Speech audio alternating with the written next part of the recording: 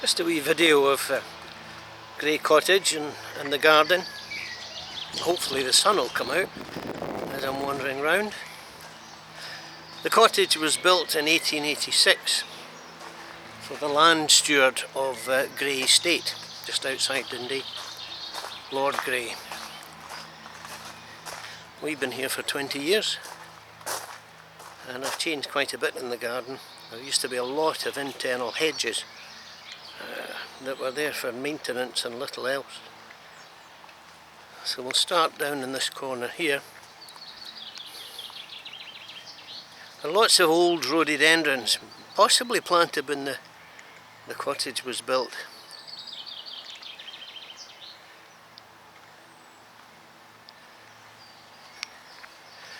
This corner was absolutely nothing until 2 or 3 years ago, and only last year I took out the hedge which stretched all the way down to here and took it out by the roots. It was just the maintenance was too much.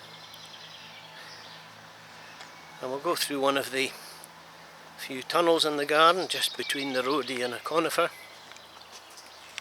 and the sun's still not come out.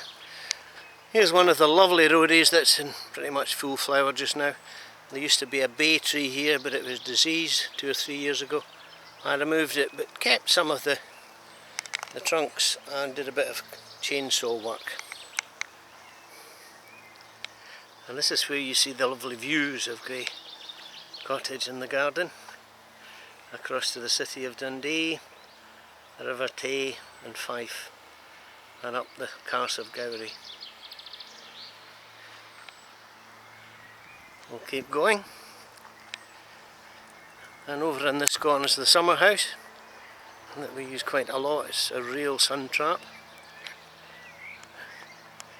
Some of the shrubs have been shaped and others have just been left to do what they want. And there's the cottage looking back and where we've just come from.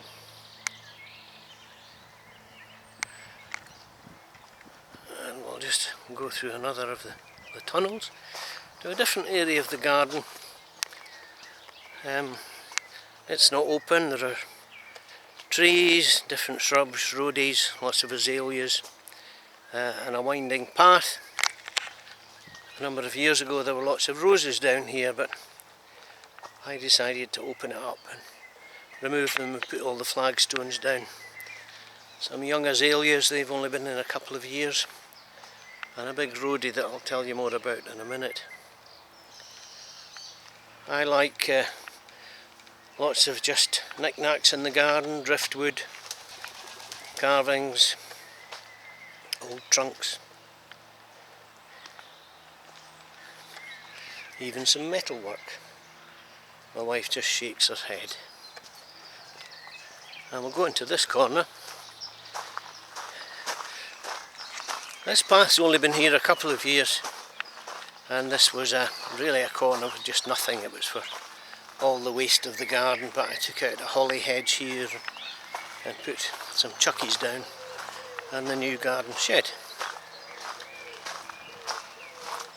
A couple of nice silver birches, big rhodies, all of them, I like a bargain, $4.99 from Aldi.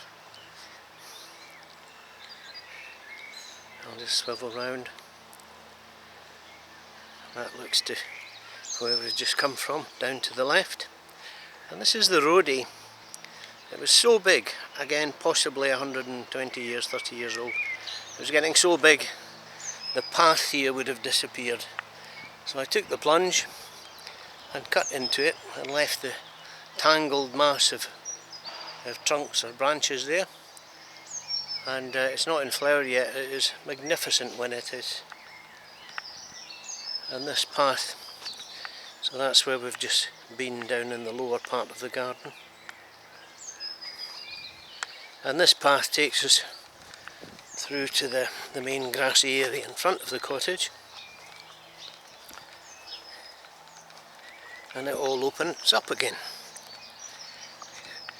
The views, lovely azaleas just coming out, lovely fragrance. Clematis growing up the ash tree, that'll be in flower soon.